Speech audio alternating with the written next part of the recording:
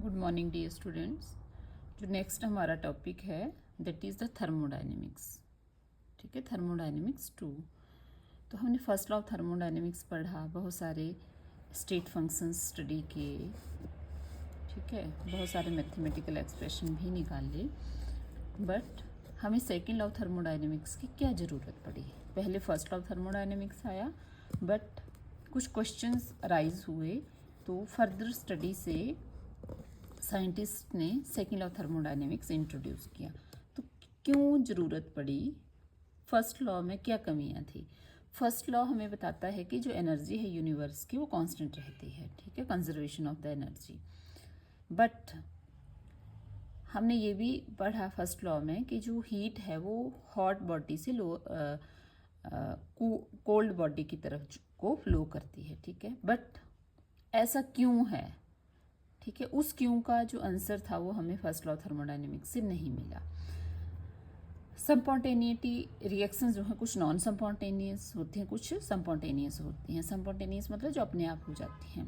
एक सिंपल सा मैं फिजिकल प्रोसेस का एग्जांपल लेती हूँ। जस्ट लाइक कि वाटर है, अगर वो हिल के ऊपर है और उसको नीचे आना है तो अपने आप आ जाएगा। लेकिन अगर हमने वाटर को लिफ्ट करना है तो we have to use motor engine. ठीक है, हमें जैसे अपनी भाषा में हम बात करें तो हम टुल्लू पंप की हेल्प लेते हैं वाटर को लिफ्ट करने के लिए। लेकिन अगर हमने नीचे वाटर को ले जाना है लो हाइट पे, तो क्या होगा, वो नेचुरली आ जाएगा। तो स्पॉन्टेनियस है। तो ऐसा क्यों है? कुछ प्रोसेस स्पॉन्टेनियस है, कुछ नहीं है। तो क्या क्राइटेरिया है उसका? ठीक है, और जो हमारा हीट और वर्क है, ठीक है, तो पूरी की पूरी एनर्जी जो है वो वर्क में कन्वर्ट नहीं होती है। कुछ एनर्जी हीट में जो है वो कन्वर्ट हो जाती है। तो इस प्रोसेस को समझने के लिए सबसे पहले हम समझेंगे साइक्लिक प्रोसेस। ठीक है, साइक्लिक प्रोसेस आपको पता है कि ऐसी प्रोसेस जो इनिशियल पॉइंट से चलेगी और फाइनल पॉइंट तक पहुंच जाएगी, और जो फाइनल पॉइंट होगा उसका वो ही इनिशियल पॉइंट होगा। जस्ट लाइक कि आपको दिख रहा है पिक्चर में कि ये एक प्रोसेस है। ठीक है, वर्टिकल एक्सिस में प्रेशर है, हॉरिजॉन्टल एक्सिस में आपके वॉल्यूम है। ठीक है, तो ये जो प्रोसेस है ये ए से स्टार्ट हुई। ठीक है, ये गई बी तक, पाथ 1 फॉलो की, और बी से फिर से ए पहुंच गई। तो इस प्रोसेस को हम क्या बोलेंगे? जो जहां से स्टार्ट हुई वहीं पे एंड होगी, तो इसको हम बोलेंगे कि इसने एक साइकिल पूरा किया प्रोसेस ने। तो it is known as the cyclic process. ठीक है, और अगर ये साइक्लिक प्रोसेस है तो change in internal energy will be 0।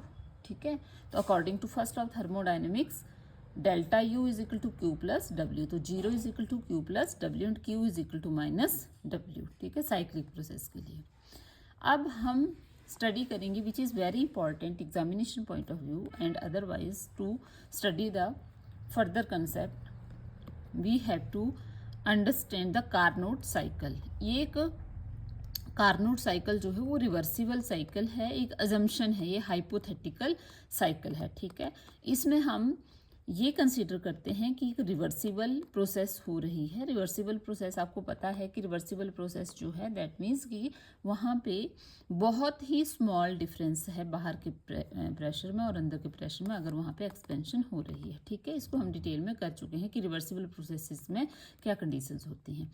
अब जो रिवर्सिबल प्रोसेस है इसमें ये जो कार्नोट साइकिल है हाइपोथेटिकल साइकिल है, हाइपोथेटिकल इंजन हम इसमें कंसीडर कर रहे हैं। हम ये कंसीडर कर रहे हैं कि मैक्सिमम हीट को वर्क में कन्वर्ट कर देता है। 100% तो नहीं, ठीक है, बट मैक्सिमम हीट को, 100% हीट को वर्क में कन्वर्ट करना जो है वो पॉसिबल नहीं है। तो इसके के लिए हम will consider this is 1 mole of gas. I think it is visible to you. Let me first set the camera. ठीक है, let us consider 1 mole of ideal gas, है ना। आइडियल गैस हमने कंसिडर की, और आइडियल गैस किस में है? It is fitted in a cylinder insulated and fitted with frictionless piston. ठीक है, ये हमारा सिस्टम है। अब जो गैस है इसको हम डिफरेंट प्रोसेसेस में 2 टेम्परेचर के कांटेक्ट में लाएंगे, that is T2 and T1 temperature. जो T2 टेम्परेचर है उसको हम बोलते हैं रिजर्वियर सोर्स। सोर्स का टेम्परेचर है वो T2, ठीक है, और T1 is the temperature of the sink, ठीक है। तो T जो सोर्स का टेम्परेचर है वो ज़्यादा है as compare to temperature of the sink, that is T1। इसमें मेनली 4 प्रोसेसेस हैं, ठीक है।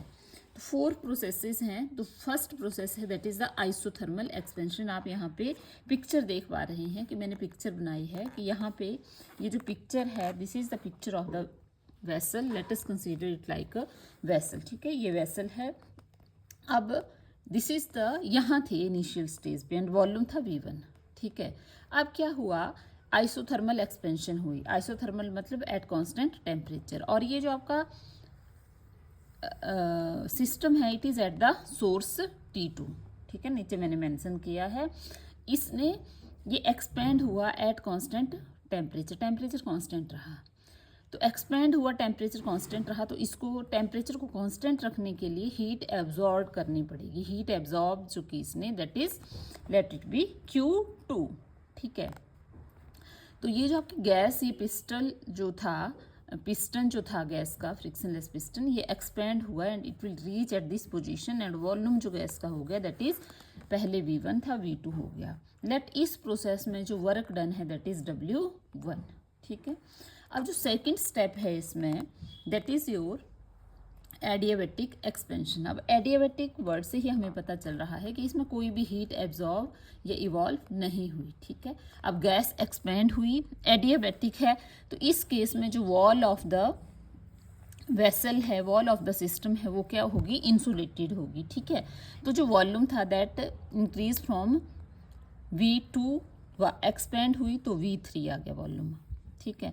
अब इंसुलेटेड है, एडियाबैटिक एक्सपेंशन है, एक्सपेंड हुआ, तो एक्सपेंड करने के लिए इसने एनर्जी कहाँ से यूज़ की, अपनी ही एनर्जी यूज़ की, अपनी ही हीट यूज़ की एक्सपेंड करने के लिए। तो इसका मतलब कि इसका टेम्परेचर क्या हो जाएगा, फॉल कर जाएगा, ठीक है। नाउ अब फोर्थ जो स्टेप है that is the isothermal compression, ठीक है। It is not expansion, it is isothermal compression, ठीक है, आइसोथर्मल कंप्रेशन है ये। तो आइसोथर्मल कंप्रेशन का मतलब कि कंप्रेस हुई gas, the work is done on the system, ठीक है। तो अब टेम्परेचर कितना हो चुका था इसका T1, ठीक है। अब कंप्रेस हुई, ठीक है, और आइसोथर्मल है, टेम्परेचर हम कांस्टेंट रखना पड़ेगा, आइसोथर्मल प्रोसेस है। तो दैट मीन्स जब कंप्रेस होगी तो टेम्परेचर इंक्रीज होगा, टेम्परेचर इंक्रीज होगा तो इसको टेम्परेचर को मेंटेन रखने के लिए हीट जो है वो क्या करना पड़ेगा, छोड़नी पड़ेगी। तो heat evolve in this process, let it be Q1, ठीक है। और वॉल्यूम कितना हो गया, V3 से V4, मतलब V3 ज़्यादा था, कंप्रेस हुई तो V4 हो गया, तो V4 is less than V3, ठीक है। अब in the next process, last जो प्रोसेस है कार्नोट साइकिल का that is the adiabatic compression, ठीक है। एडियाबैटिक मतलब नो हीट एब्जॉर्ब्ड और evolve between the system and surrounding, कोई एक्सचेंज नहीं हुआ। अगेन ये कंप्रेस हुई from volume V4 to V1, ठीक है। V1 वॉल्यूम अगर आपको याद होगा तो मैंने फर्स्ट स्टेप में जो लिया था जब हमने स्टार्ट की थी process, then there is volume is V1, ठीक है। तो यहाँ भी वॉल्यूम V1 है और टेम्परेचर भी यहाँ T2 हो जाएगा, क्योंकि जब गैस आपकी कंप्रेस होगी तो होगा क्या, एक्चुअल में सिस्टम का जो टेम्परेचर है वो इंक्रीज हो जाएगा, ठीक है। सिस्टम का टेम्परेचर इंक्रीज हो जाएगा, इंसुलेटेड वॉल्स हैं क्योंकि एडियाबैटिक प्रोसेस है, ठीक है। तो टेम्परेचर इंक्रीज हो जाएगा फ्रॉम T1 टू T2, ठीक है, और volume decrease from V4 to V1। This is the last step, ठीक है। तो हम कहाँ पहुँच गए, जहाँ से हम चले थे वहीं पे पहुँच गए। तो this is the cyclic process और इसको हम बोलते हैं कार्नोट साइकिल। अब हमने इसको एक्सप्रेशन की फॉर्म में जो है वो डिस्क्राइब किया है, ये मैंने इसका ग्राफ बनाया है, तो आप इसको देख सकते हैं ग्राफ को, ठीक है।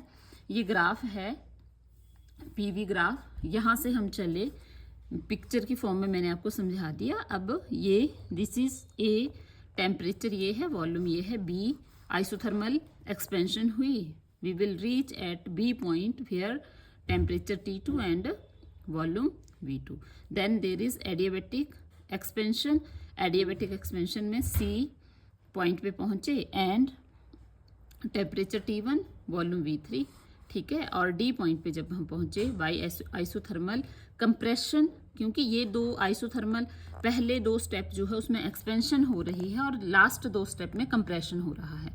तो जब डी पे पहुंचे तो temperature is T1 and volume is V4 and adiabatic compression we will reach at the initial point again A with temperature T2 and volume V1। ठीक है, तो अब हम इसको एक्सप्लेन करते हैं आइसोथर्मल रिवर्सिबल एक्सपेंशन। ठीक है, तो मैं इसको रिपीट नहीं करूंगी बार बार। अब ये एक्सपेंशन हुई तो work is done by the system.